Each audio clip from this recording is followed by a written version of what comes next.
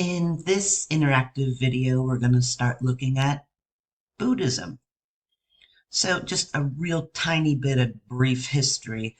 Buddhism originated in ancient India as like a seeker slash ascetic tradition sometime between the 6th and 4th centuries BCE. And during this time, there was a lot of social change happening. This is often called the axial age, which is an interesting concept some of you might want to look up. And it spread through much of Asia.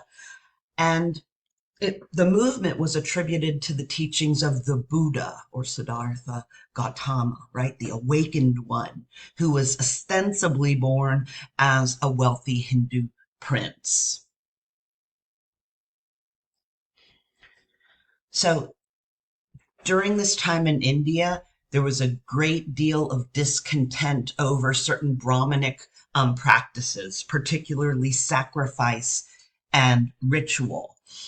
And in northwestern India, there were ascetics who remember what ascetics were, the people who lived in extreme deprivation, self-imposed deprivation, who tried to create a more personal and spiritual religious experience than that which was found in the Vedas, resulting in the Upanishads.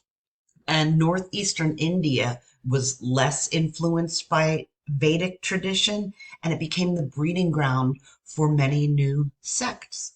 So the most important of these were the Achavikas, who emphasized the rule of fate, and the Jains, who emphasized the need to free the soul from matter and encouraged asceticism. So we'll go over the principal texts quickly here. First, there's the Tripitaka, and that's the three baskets. And those were written down for the first time in the first century current era, also known as the Pali Canon. And Pali is an ancient Indian language most likely spoken by the Buddha. And it's a collection of the Buddha's teachings and sermons and rules for Buddhist monks. And here's the three baskets. It's comprised of the discipline basket. I think the Vinaya Pitaka, that's the discipline basket. All right, I did it. And that dealt with the rules and regulations by which a Buddhist congregation of believers called a Sangha should operate. Then there's the Sutta Pitaka, and that's the discourse basket. And that's held as the most important of the three baskets, thought to be a written collection of the Buddha's teachings. And that contains the Dhammapada, which is Buddha's exposition on the law. And then finally, there's the Abhidhamma Pitaka, and that's the philosophy basket. And that's a detailed and scholarly analysis of Buddha's teachings as presented in the sutta. Then we have the too early for this, Mahayana Sutras. And that was most likely written sometime during the 1st and 5th centuries current era. And Mahayana means greater vehicle in Sanskrit. And these sutras build upon the Tripitaka, those three baskets we just talked about, and are part of the Chinese and Tibetan canons. Then there is the Bardo Thodol, and that's known in the West as the Tibetan Book of the Dead. And many of you have, I'm sure it's pretty familiar to Westerners.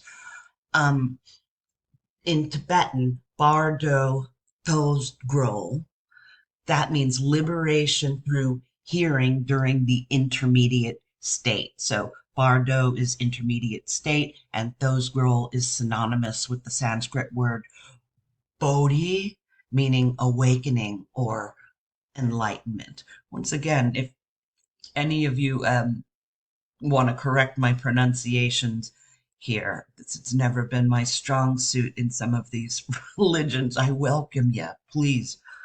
Okay. And these were composed in the 8th century current era by Padmasambhava, who was a Buddhist master. And this was written as a guide for navigating the process of death, the bardo, and rebirth. So something cool to drop in here about the Tibetan Book of the Dead, if any of you are familiar with either Aldous Huxley or Timothy Leary. So Huxley was an English novelist, a writer, and a philosopher as well. He wrote about 50 books, but he's best known for Brave New World and The Doors of Perception. And if you've ever heard of that band from the 60s called The Doors, they named themselves after this book by Aldous Huxley. Just to drop that in there. Timothy Leary was an American psychologist, and he was an advocate for the therapeutic use of psychedelic drugs. He was responsible for that turn on, tune out, turn on, tune in, and drop out, and think for yourself and question authority, like an advocate of LSD, acid. And he wrote The Psychedelic Experience, a manual based on the Tibetan Book of the Dead, and dedicated it to Huxley. So that's just some interesting, um, you know, not trivia, but interesting surrounding information. And in the psychedelic experience, Leary used the process of death and rebirth as described in the Tibetan Book of the Dead as a metaphor for that process of ego death that's commonly experienced under the influence of psychedelic drugs. It's a real trip, man. So, principal gods? None. Just the teachings of the Buddha. So, we're not going to dwell on this for too long, but here's a little Venn diagram for you contrasting Hinduism and Buddhism. So, what they have in common is both began in India, both believe in reincarnation, both believe in enlightenment, and both believe that the chief cause of suffering is material desire. But over here, Hinduism, there's no known founder. Buddhism was actually founded by Siddhartha Gautama. In Hinduism, they believe in individual souls. Buddhism does not. Under Hinduism, only priests can achieve moksha. Under Buddhism, anyone can achieve nirvana. And in Hinduism, they had a caste system, right? And it's thought that present life is a function of past life and karma. Under Buddhism, there's no caste system, and present life can be changed. You're not stuck with whatever sort of past life karma you may have had. You can always change your life under Buddhism. And Hinduism was Vedic, meaning adhering to the Vedas. Buddhism was non Vedic. And under Hinduism, there are many ways to achieve moksha, but under Buddhism, there's only one way. So I actually stayed on that longer than I wanted to, but or than I had announced I would. But I actually, once I began refamiliarizing myself with this, I thought, this is cool and it's an important set of ideas. So the rebel saint.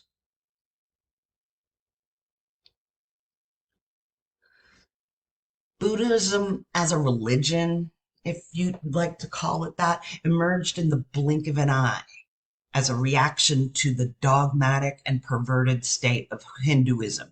Dogmatic means it grown stale, right? And we discussed dogma before, but it had grown stale and fixed and redundant and rote. And perverted doesn't mean in the sexual sense here, but perverted means it's away from its original intent. That's a perversion of Hinduism, right? That's what had been occurring as Buddhism was emerging. So Where there had been legitimate authority, it had perverted or decayed into, a matter of heredity and exploitation. Where there had been collective and expressive ritual, it degraded or perverted into empty mechanisms for instrumental purposes, like wealth to gain things. Where it had been experiential speculation, it it perverted or downgraded or decayed into meaningless and trifling hair splitting. What had been tradition became dead weight of the now incomprehensible Sanskrit. What had been responsible grace had become irresponsible fatalism. What had been mystery and a respect for mystery became just mystification, which is kind of a nice way of saying being stupefied, right? So Buddhism was a reaction to the right side of all of these bullet points here, the decayed state of Hinduism. And instead, the Buddha taught that a religion specifically that was taught that, excuse me, I'm going to start that over. Instead, the Buddha taught a religion that was devoid of authority, as opposed to Hinduism, was devoid of ritual, as opposed to Hinduism, skirted speculation, was devoid of tradition, emphasized intense self-effort, was also devoid of the supernatural.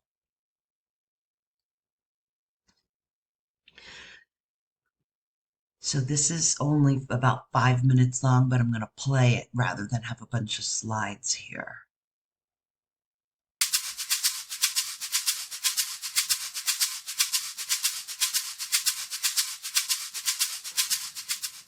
The story of the Buddha's life, like all of Buddhism, is a story about confronting suffering. He was born sometime between the 6th and 4th century BC, the son of a wealthy king in the Himalayan foothills of Nepal. It was prophesied that the young Buddha, then called Siddhartha Gautama, would either become the emperor of India or a very holy man. Since Siddhartha's father desperately wanted him to become the former, he kept the child isolated in a palace. Young Gautama had every imaginable luxury: jewels, servants, lotus ponds, even beautiful dancing women. For 29 years, Gautama lived in bliss, protected from the smallest misfortunes of the outside world. But then he left the palace for short excursions. What he saw amazed him. First he met a sick man, then an aging man, and then a dying man. He was astounded to discover that these unfortunate people represented normal, indeed inevitable parts of the human condition that would one day touch him too. Horrified and fascinated, Gautama made a 4th trip outside the palace walls and encountered a holy man who'd learned to seek spiritual life in the midst of the vastness of human suffering. Inspired by the holy man, Gautama left the palace for good. He tried to learn from other holy men. He almost starved himself to death by avoiding all physical comforts and pleasures, as they did. Perhaps unsurprisingly, it didn't bring him solace from suffering. Then he thought of a moment when he was a small boy. Sitting by the river, he'd noticed that when the grass was cut, the insects and their eggs were trampled and destroyed. As a child, he'd felt a deep compassion for the tiny insects. Reflecting on his childhood compassion, Gautama felt a profound sense of peace. He ate, meditated, and finally reached the highest state of enlightenment, nirvana.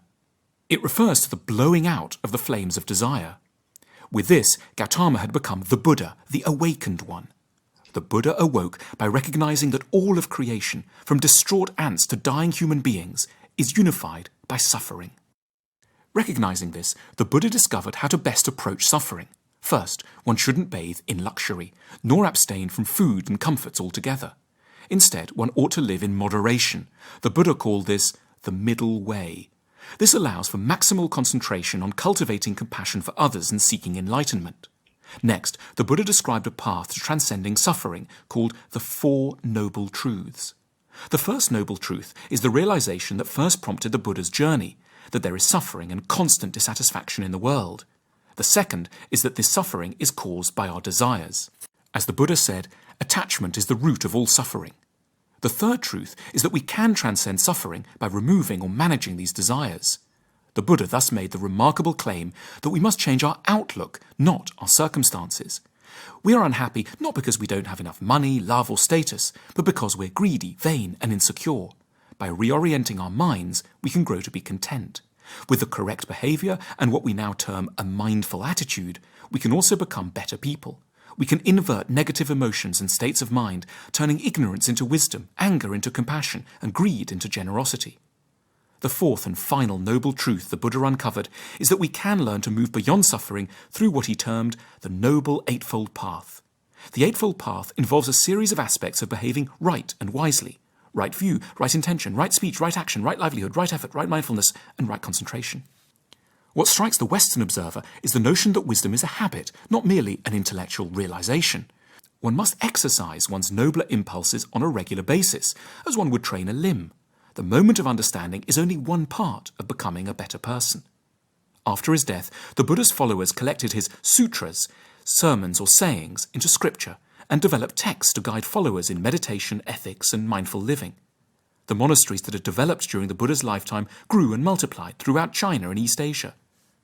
For a time, Buddhism was particularly uncommon in India itself, and only a few quiet groups of yellow-clad monks and nuns roamed the countryside, meditating quietly in nature. But then, in the 3rd century BC, an Indian king named Ashoka grew troubled by the wars he had fought and converted to Buddhism. He sent monks and nuns far and wide to spread the practice. Buddhist spiritual traditions spread across Asia and eventually throughout the world. Buddha's followers divided into two main schools, Theravada Buddhism, which colonized Southeast Asia, and Mahayana Buddhism, which took hold in China and Northeast Asia.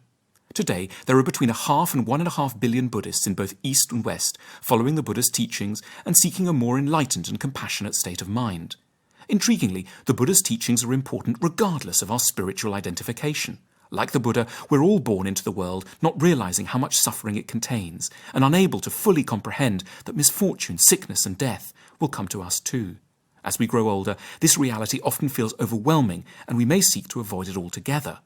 But the Buddha's teachings remind us of the importance of facing suffering directly.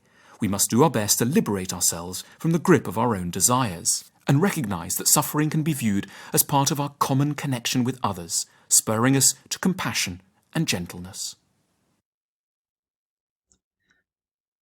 So, original Buddhism had these features, the following features. First, it was empirical. So, personal experience was the final test of truth. Do the claims match up with what you're experiencing in the objective world, right? Second, it was scientific, and it directed its attention to discovering the cause and effect relationships between practice and quality of experience. Third, it was pragmatic.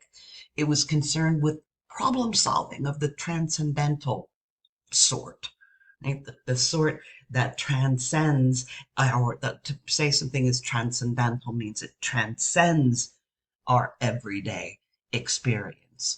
It was therapeutic, and its chief aim was, as stated, the relief of suffering.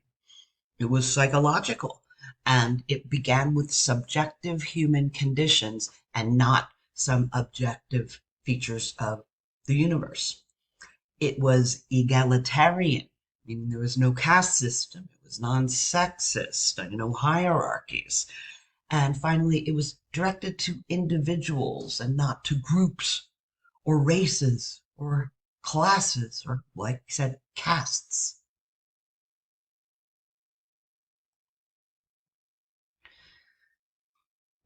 So in this video, we covered Buddhism's, a little bit of its history, its principal texts, its principal God, which is a misnomer really, and the Buddha himself, Siddhartha Gautama, and then some of the main features of Buddhism.